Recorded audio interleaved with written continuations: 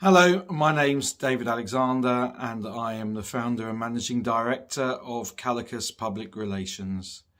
I started off as a journalist, as a sports journalist, working my way up in the UK from local newspapers to national news agencies and national newspapers and broadcasters, including The Times, The Sunday Telegraph, The Guardian, the BBC, and I had a spell working as a foreign correspondent in sport in Italy for the international news agency Reuters. I started Calacus in 2008 and we work with a wide range of sporting organisations and individuals using sport as a promotional tool to promote the positive opportunities that sport has to make a change in society. So the first question, why is it important for a footballer to have his or her business manager or PR manager on a long-term basis, even after retirement? And how does it help with their image and their value proposition? At Calacus, we've worked with a wide range of sporting individuals, and we have always encourage them to work with people on the long term, because those are the people that are going to have their best interests at heart.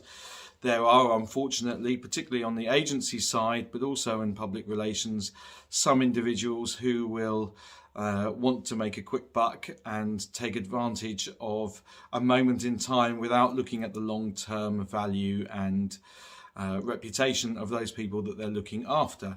And a brand from a sporting individual's point of view takes a while to nurture. What are the things that are of interest? What are the things that the individual, the player or the sports person is passionate about?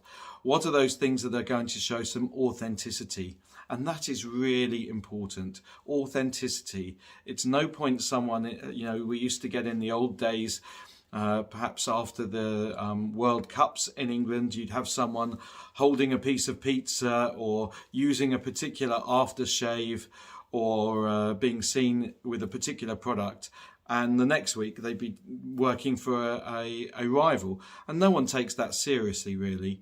And so being associated with things above and beyond what you do on the field that are positive, and working with brands that fit with your own image, are also really important. So if you are a footballer and you are combative, for instance, you might want to work with brands that promote competition and nurture the personality that you have on the field.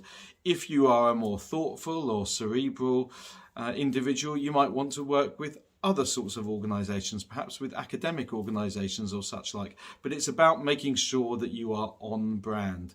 So for instance, there are some sports people that we have worked with who don't want to do interviews for certain publications because actually they're thinking about the partnerships that they have with their sponsors, and they want to make sure that any interviews that they take part in are connected to the audience that the brands that they work with are going to see. So if you're a high net worth individual and you wear an expensive watch, you don't want to necessarily do an interview in a low rent tabloid.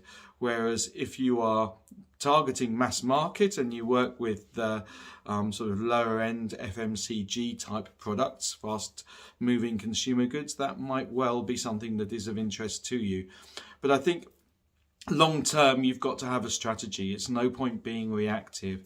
It's no point saying, oh, well, this has come in, I'm going to sign up for that because it's some money. There are a lot of examples, particularly in the football world recently, of organisations, clubs, individuals associating themselves with financial products in the blockchain, NFTs, gambling organisations, not necessarily individuals, but from the club perspective, that turn out not to be regulated or not as organised as one might hope, and that actually has a damaging impact on the brand. And from an individual's perspective, it's far more difficult to restore an image when you're associated with something that may be considered less scrupulous. So you have to be really careful And if you work with someone long term, then that gives them the opportunity to really understand you and work with you, and that builds that bond of trust, which ensures that you aren't just taking everything that comes your way, you're actually doing something that's genuine, authentic, and going to have long-lasting benefits. Moving on to the second question, what kind of sponsorships and marketing endorsements are deemed worthy of ROI? Well, obviously, I think it's important that sporting goods, whether that's boots or other maybe analytics products, that I know a lot of individuals in sport are using various wearable technology that allows them to analyze their own performances and training and fitness, and consumers can now buy those and compare and contrast themselves to the footballers that they idolize, which builds that connection. I think, as I said before, it's really important to ensure that the brands that you associate with are trustworthy, they are ethical, that you are well aware of what they're offering, who they're offering, and what their prices are, so that if there's any problems with the brands that you associate with, you don't get dragged down with them, because that can have an impact on your long-term partnerships and sponsorships above and beyond the ones that might fall by the wayside. So I think it's really important to think, what are the things that matter to you? What are the things that you are interested in? And what are the things that you can genuinely get behind? If you literally just go for one half day and say, I'll hold this product in my hand, then that's not really particularly genuine, and people see through that very quickly. It doesn't provide great value for the brand. It means that your association with that brand is very easily forgotten. It's about building, as with the advisors, it's about building long-term partnerships with brands, whether they are big brands or challenger brands, where you can build a positive association with them. Don't ever just associate with a brand because of the money that's on offer, because more often than that can have a negative impact on your long-term reputation above and beyond your performances on the field. Why is it important for footballers to have healthy business relationships with their PR and business managers? I think it's important, given that footballers and all sports people go through ups and downs like the rest of us do, and yet they are under the microscope at all times. There's a huge amount of attention, a huge amount of pressure. Sports people tend to earn a lot more money than individuals in what might be described as normal workplaces, and that places them under a great deal of pressure in order to perform and behave in a particular way. And they need trusted advisors that they can open up to, that aren't going to share or divulge personal and private matters with the wider community or the media that might actually undermine or embarrass them. And unfortunately, there are a lot of cases of successful sports people in England and beyond where, unfortunately, someone becomes successful overnight. They might have a good World Cup, for instance, and all of a sudden they have a huge entourage of people that want to hang around with them. And basically those people are just there for the association, to try and get money from them in order to benefit from the celebrity, but they're not real friends, and often they take advantage of the sports stars and can, unfortunately, also have an impact on their finances by spending money that they themselves haven't earned. So I think it's really important to have trusted advisors, people who have your interests at heart, people who aren't just going to say yes all the time, people who are going to advise you not to sign that multi-million dollar sponsorship if actually it's with a tarnished or damaged brand, or a brand that might actually affect your reputation. It's about looking beyond the opportunities that come your way and actually thinking about what you want to do and who you want to talk to and how you want to connect. The next question is about sports people using their voices for corporate social responsibility. And I think we see every week that sports stars have to often get told, well, sport and politics should not mix. But on too many occasions it does, and I think sports people are in a privileged position where they can have a positive impact on society, and so they should. In this country we have Marcus Rashford, who has taken it upon himself after his own personal challenges as a young boy, where meals were not easy to come by. He is, now that he's a successful player for Manchester United and England, he's using his influence and his finances to support food banks and food charities in order to try and ensure that children at school do not go hungry, as unfortunately many of them do because of cutbacks to welfare provisions. And it's really important. There's a lot of criticism, certainly, and that you have to get the balance between focusing and ensuring that your on-field activities go well with your off-field passions. And certainly Marcus Rashford's performances have dropped this season, and a lot of people are saying, well, that's because of the activism that he's taking part in. But the truth is Manchester United haven't been that good anyway. So perhaps it's a simplistic but unfair correlation to make between the activism that he's participated in and the social corporate responsibility that he is trying to promote.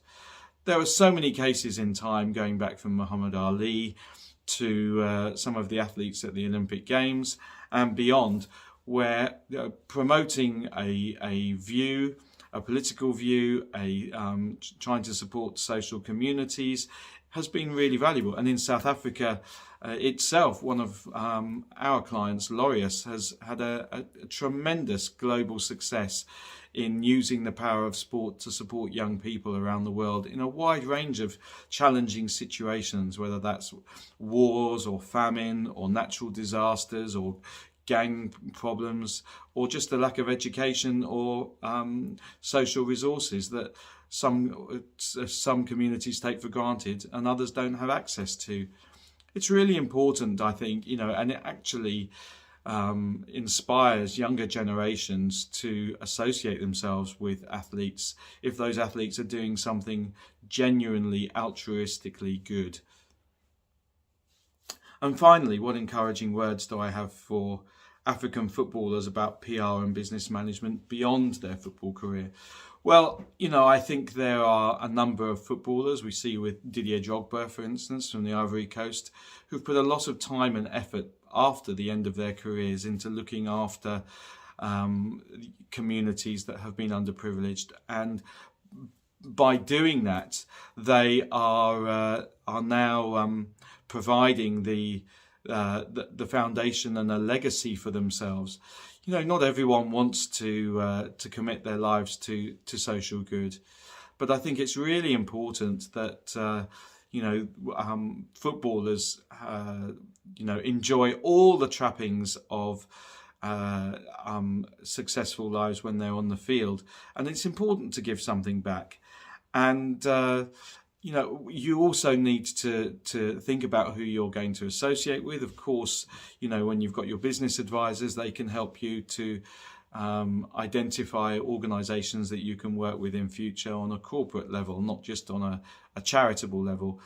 And those relationships take time. And again, you need to be there as more than just a face that helps them to open buildings and be a token celebrity. It's important, I think, that the experience, the skills in teamwork, focus, dedication, all of those aspects that sports people are brought up with are nurtured to with the organisations that they work with, and those transferable skills can have a really positive impact on business as well as on community. So it's important that at the end of your career, if you are still planning on working and building relationships with organisations, that you remind them of the dedication and the focus and the self-discipline that you've put in throughout your career, and how you can use that from as transferable skills as you move from a post-football career into business and other organisations. Hope that's been of interest, and do get in touch if there's anything we can do to help.